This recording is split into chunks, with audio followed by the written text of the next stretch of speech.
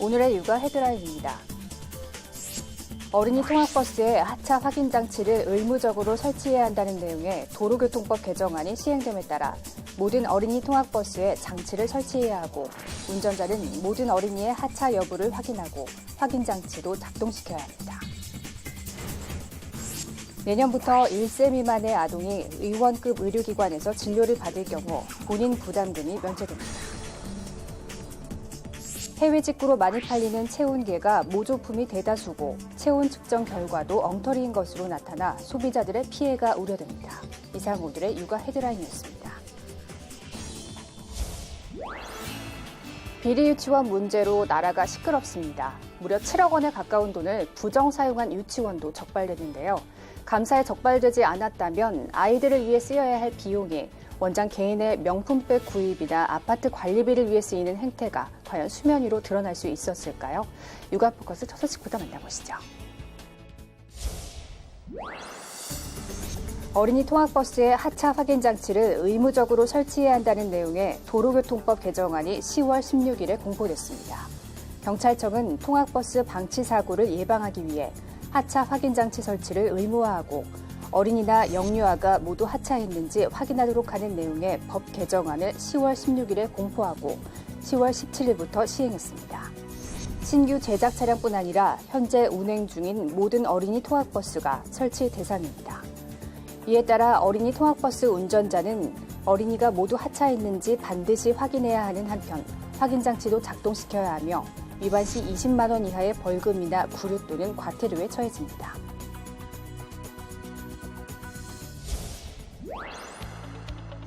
내년부터 1살 미만의 저소득층 어린이가 병의원 진료를 받을 경우 부담이 줄어듭니다. 보건복지부는 저소득층 1세 미만 아동의 외래 진료비 본인 부담금을 경감하는 내용을 담은 의료급여법 시행령 개정안을 입법 예고했습니다. 이에 따르면 내년 1월 1일부터 1세 미만 의료급여 이종 수급권자가 의원급 의료기관에서 진료를 받을 경우 본인 부담금이 면제됩니다. 병원급 이상 의료기관에서 진료를 받을 때는 본인 부담률이 현행 15%에서 5%로 떨어집니다. 어린 자녀 키우는 분들 체온계 하나 정도는 필수품으로 집에 두고 계실 텐데요.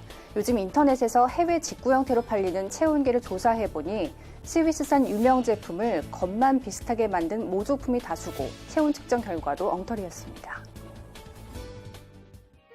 시중에 나온 체온계 가운데 가장 잘 팔리는 제품입니다. 정식 수입된 스위스산으로 제품 포장에 한글 안내문이 적혀 있습니다. 온라인상에서는 이 체온계에 대한 문의가 줄을 이었는데 주로 어린 자녀를 키우는 부모들이었습니다. 그런데 식품의약품안전처가 인터넷 쇼핑몰 등에서 해외 직구 형태로 파는 해당 체온계 13개를 직접 조사해보니 하나 빼고는 모두 가짜였는데 대부분 중국에서 들어왔고 원산지는 정확한 파악도 되지 않았습니다. 성능도 형편없어 위조품 12개 중 7개는 측정 체온이 실제 체온보다 1도 이상 높게 나타났습니다. 하지만 모두 외관상으로 정품과 별 차이가 없었습니다. 식약처는 이들 제품을 포함해 국내에 허가받지 않은 체온계를 판매하는 해외 직구업체 1,100여 곳을 적발해 사이트 차단 조치를 했습니다. 정식 수입 허가를 받거나 제조 허가를 받아서 인가된 판매업자를 통해서 판매되어야 하는데 적발된 대상은 이러한 절차를 거치지 않고 해외에서 직구 또는 구매 대행을 통해서 온라인 사이트로 판매하였기 때문에 당국은 정식 수입 제품 구매를 권하는 한편 식약처 홈페이지에서 업체명이나 품목명을 검색해 정식 허가 여부를 확인해 줄 것을 소비자들에게 당부했습니다.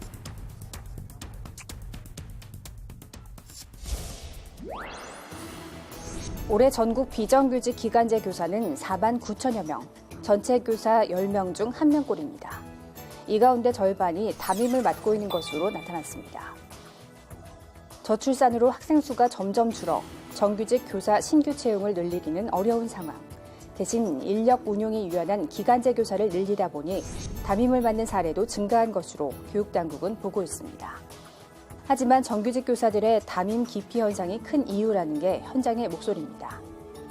월 수당 13만 원에 비해 학교폭력 문제 해결, 진학 상담 등 학생 생활지도 부담이 크다 보니 담임 맡기를 꺼리고 업무가 기간제 교사들에게 전가되는 경향이 있다는 겁니다. 또 기간제 교사의 임용권이 학교장에게 있어서 하기 싫으면 그만두라는 말을 들을 수밖에 없습니다.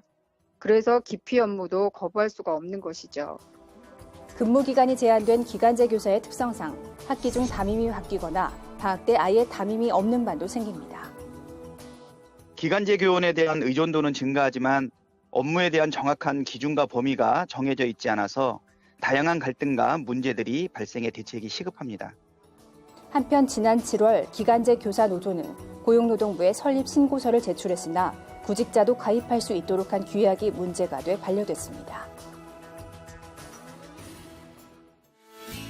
사립유치원의 비리에 대한 감사 결과가 큰 파장을 일으키고 있습니다. 학부모들은 크게 반발하면서 불안을 감추지 못하고 있는데요. 교육당국은 10월 중 사립유치원 비리 근절을 위한 종합대책을 발표할 예정입니다. 2013년에서 2017년 감사 결과 비리가 적발된 것으로 최근 공개된 사립유치원은 1,878곳, 감사 대상 2,058개 중 90%가 넘습니다. 원장이 유치원 교비를 개인 돈처럼 쓴 사실이 알려지면서 학부모들은 분개합니다. 유치원을 보내고 있고 앞으로도 보내야 되는데 어떻게 믿고 보낼 수 있을지 진짜 걱정이 이런 비리가 터져서 놀랍고 황당합니다. 경기도 동탄의 환희유치원은 원장이 교비로 명품 핸드백은 물론 심지어 성인용품까지 산 것으로 드러나 공분을 샀습니다. 청와대 게시판에는 이들 유치원에 철저한 조사를 해달라는 국민청원이 수천여 건 올라왔습니다. 10월 15일 열린 국회 교육위원회 서울시 교육청 국정감사에서는 교육당국을 향한 질타가 쏟아졌습니다. 5, 6년간 이 감사를 해서 이런 문제가 있다는 걸 확인했으면서도 쉬쉬하고 방치하고 일이 이 지경이 되도록 교육부는 뭐 했고 각 시도교육청은 도대체 뭐 한 겁니까? 교육부는 사립유치원의 비리 행태가 국민 상식에 맞서는 일이라며 무관용 원칙에 따라 대응하고 조만간 종합대책을 내놓겠다고 밝혔습니다. 교육부는 사립유치원에도 국가 회계 시스템을 적용해 이들 유치원의 회계 투명성을 강화할 것으로 알려졌습니다. 유방암 양성 판정을 받은 50대 여성 A씨는 불안한 마음에 곧바로 다른 병원을 찾아 재검사를 받았습니다. 결과는 이상 없음. 부정확한 진단 결과로 인해 받지 않아도 될 추가 검사를 받게 된 것인데요. 암 판정으로 인한 스트레스도 만만치 않았습니다. 이렇게 검사 결과가 뒤바뀌는 경우는 특히 대장암 분야에서 심각했습니다. 재검사 후 결과가 뒤바뀌는 비율, 그러니까 위양성률이 75%로 전체 환자 4명 중 3명에 달한 겁니다. 전문가들은 진단검사 결과의 신뢰도를 높이기 위해 진단검사의 표준화와 검사 업체를 가려 등급을 부여하는 인증제 도입이 필요하다고 지적합니다. 미국에서는 검체검사의 질 향상에 대한 제도가 도입됨으로 인해서 검사의 질이 많이 향상되는 결과를 얻게 되었습니다. 진단검사 분야의 표준화와 인증제 정착으로 인한 재정 절감 효과도 무시할 수 없습니다. 이미 60년 전부터 건강검진 검사에 대한 표준화된 체계가 구축되어 있습니다. 늦었지만 우리나라도 건강검진 검사에 대한 표준 체계를 마련해야 된다고 봅니다. 질병관리본부 연구 결과 진단검사 분야의 표준화로 대장암 검진 분야에서만 연간 184억 원의 건강보험 재정을 절감할 수 있었습니다. 당뇨병의 경우에는 50대 환자 개인이 21만 원을, 60대 환자는 약 17만 원을 아낄 수 있는 것으로 나타났습니다. 단풍철을 맞아 야외 활동에 나선 분들 많으실 겁니다. 그런데 가을로 접어들면서 야생 진드기에 물려 감염되는 중증 열성 혈소판 감소 증후군과 스스가무시의 발생 건수가 크게 늘었습니다. 이들 감염병은 노년층과 만성질환자에게는 치명적일 수 있습니다. 9월부터 11월, 야외에서 활동하기 좋은 가을철은 야생 진드기가 매개하는 감염병 발생이 급증하는 시기입니다. 야생 진드기에 물려 감염되는 중증 열성 혈소판 감소 증후군 SFTS의 경우 지난 9월 38명의 환자가 나왔는데 이 수치는 8월 한 달보다 31% 늘어난 것입니다. 털 진드기 유충에 물릴 때 발생하는 스스가무시는 지난 9월 248명의 환자가 발생했습니다. 한 달 전에 비해 80% 급증한 규모입니다. 이들 감염병의 증상으로는 고열과 근육통, 복통 등이 있으며 스스 가무시의 경우 털 진드기 유충에 물린 부위에 검은 딱지가 나타납니다. 야외 활동 이후 이 같은 증상이 나타나면 빨리 병원을 찾아야 합니다. SFTS는 이제 고령의 환자들 같은 경우에는 이제 발병한 이후에 급속도로 나빠지면서 사망에 이르기도 하기 때문에 주의가 좀 필요하고요. 투체 가무시도 사망하는 경우가 많지는 않지만 노령이나 만성질환 있는 분들은 아주 중증으로 입원해서 중환자실 가는 분들도 있기 때문에 주의가 필요합니다. 들쥐 배설물을 통해 감염되는 렙토스피라즘과 유행성 출혈열, 가을철 열성 감염병 발생도 늘고 있어 야외 활동을 할 때 주의가 필요합니다. 예방하려면 야외 활동을 할 때 긴 옷과 모자, 장갑 등으로 피부 노출을 최소화해야 합니다. 야외 활동 후에는 몸을 반드시 깨끗하게 씻고 옷에 진드기가 붙어 있는지 잘 살펴야 합니다.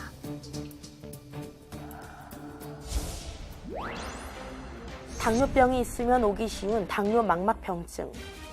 전체 당뇨병 환자 절반 이상이 걸리는 눈 질환으로 알려져 있습니다.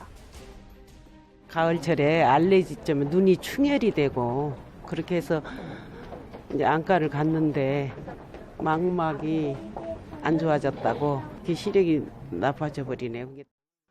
하지만 초기에는 증상이 없어 방치하다 자칫 실명할 수도 있습니다. 당뇨가 있을 경우에 망막에 합병증이 일어날 수가 있습니다. 나중에 망막에 출혈을 일으킬 수도 있고 망막에 박리를 일으킬 수도 있어서 심각한 시력의 장애를 초래할 수가 있습니다. 망막 중심에 변성이 일어나는 황반변성이나 서서히 시력을 잃게 되는 녹내장도 환자 스스로 알 만큼의 뚜렷한 증상이 없습니다. 모두 고령일수록 악화하기 쉬운 눈 질환인 만큼 1년에 한두 번은 안저검사를 받는 것이 좋습니다. 선진국에서 3대 실명 원인 질환이라고 한다면 황반변성, 녹내장, 당뇨 망막병증을 들 수 있습니다. 연령이 증가할수록 이러한 질환의 위험도가 올라가기 때문에 40세 이상일 경우에는 정기적으로 안저검사를 하시는 것이 매우 중요합니다. 아직 안저검사는 생애주기별 국민건강검진 항목에 포함되어 있지 않아 스스로 검사를 받아야 하는 상황. 전문가들은 고령화와 스마트폰 과다 사용 등 눈 건강에 위험 요소가 많아지는 추세를 고려해 국가가 나서 국민의 눈 건강을 챙길 필요가 있다고 지적합니다.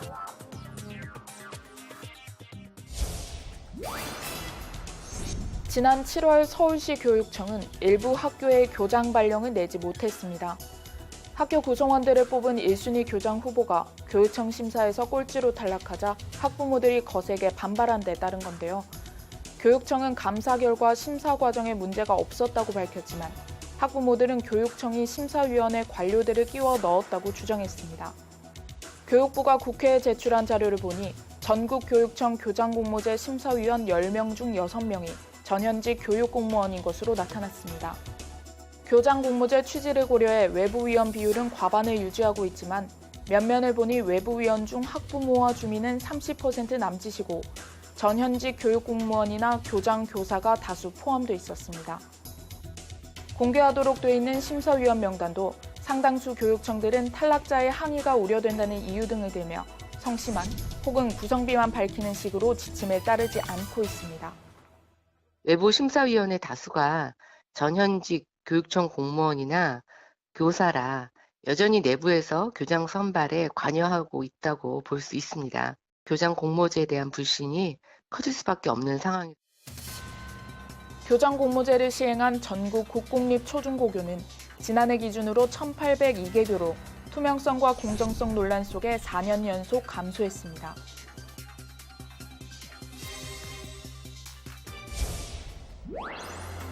잿빛 미세먼지가 청명했던 하늘을 뒤덮었습니다. 지난 6월 하순 이후 100일여 만입니다. 불청객 미세먼지는 중국서 날아왔습니다. 지난주 산둥반도와 요동반도 부근서 대규모 스모그가 발생했는데 10월 15일부터 기류가 한반도로 흐르면서 오염물질이 넘어오는 겁니다. 앞으로 미세먼지의 공습은 더 잦아질 전망입니다.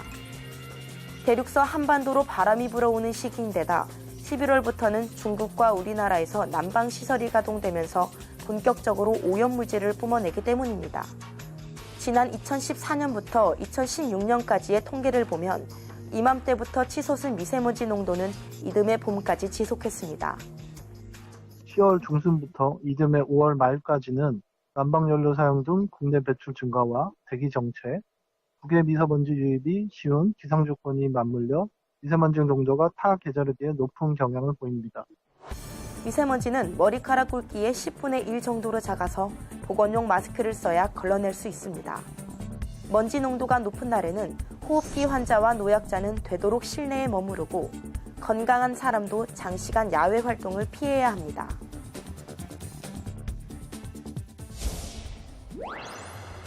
지난 10월 10일 KBS 아트홀에서 제13회 임산부의 날 기념행사가 성황리에 개최됐습니다.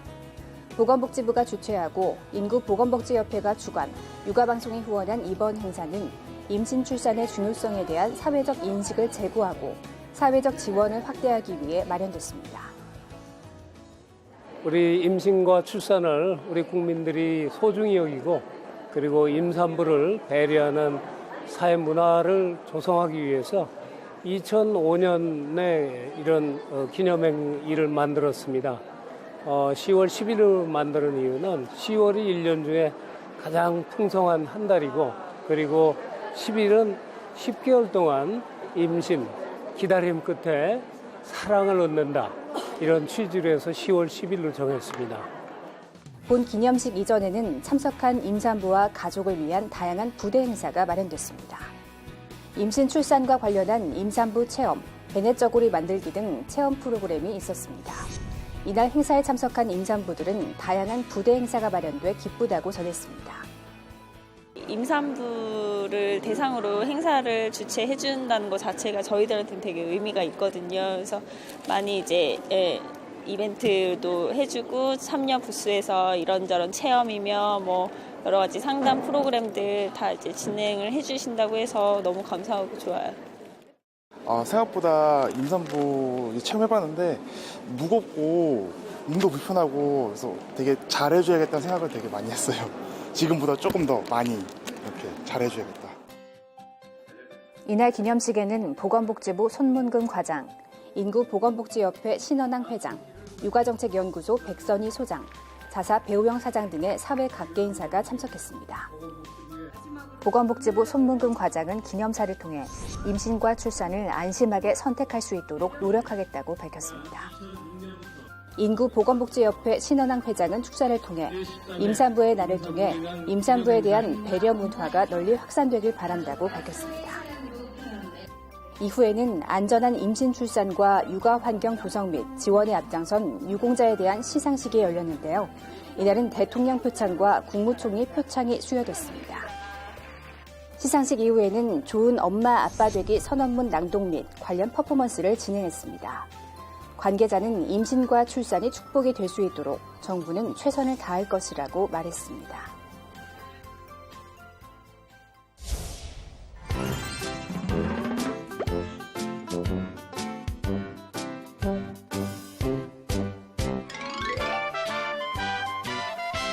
어느 날 할아버지 두꺼비와 꼬마 두꺼비가 걸어가고 있었어요. 꼬마야, 세상에는 우리를 해치려는 녀석들이 아주 많단다. 그럼 어떻게 해야 돼요? 내가 3가지 비밀을 가르쳐주마. 첫째, 용감해야 한단다. 바로 그때 배고픈 뱀이 나타났어요. 안녕, 너희를 잡아먹어야겠다. 그러자 할아버지는 있는 힘을 다해 몸을 크게 부풀리는 게 아니겠어요? 잡아먹으려면 잡아먹어봐. 하지만 좀 힘들걸. 그 모습을 본 뱀은 슬금슬금 도망쳤죠. 우와, 할아버지 아주 용감하세요. 그래, 고맙구나. 그럼 2번째 비밀, 그건 바로 지혜란다. 그때 이번엔 거북이가 나타났어요. 어허, 너희들 간식을 안 먹어주매. 간식보다는 점심이 어때? 방금 맛있어 보이는 뱀이 저쪽으로 갔는데. 거북은 고맙다는 인사까지 하며 기어갔죠. 할아버지, 정말 지혜로우세요. 자, 이제 마지막 비밀은. 하지만 말을 끝내기도 전에 커다란 괴물이 나타났어요. 꼬마 두꺼비는 소리를 지르며 달아났죠. 이렇게 무서운 괴물은 나도 처음 보는 걸. 할아버지도 달아나다 그만 잡히고 말았지 뭐예요.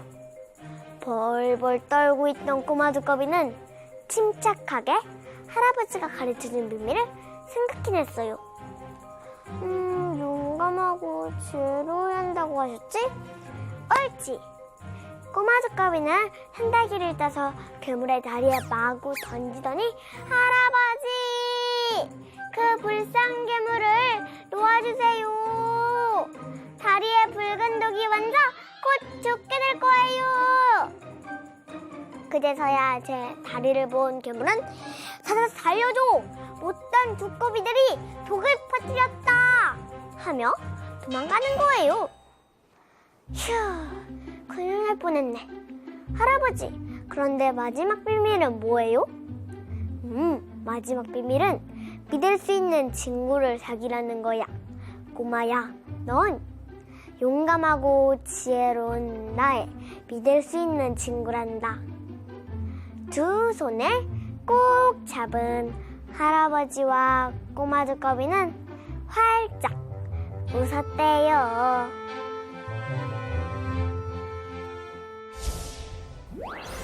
여름이 지나가기가 무섭게 겨울이 온 것처럼 아침 저녁으로 무척 쌀쌀한 날씨가 이어지고 있습니다. 이처럼 급격한 온도차가 발생하는 가을에는 면역력이 약해지기 쉬운데요. 제철 음식 충분히 드시고 건강한 가을 챙기시기 바랍니다. 육아 포커스 마칩니다. 시청해주신 여러분 고맙습니다.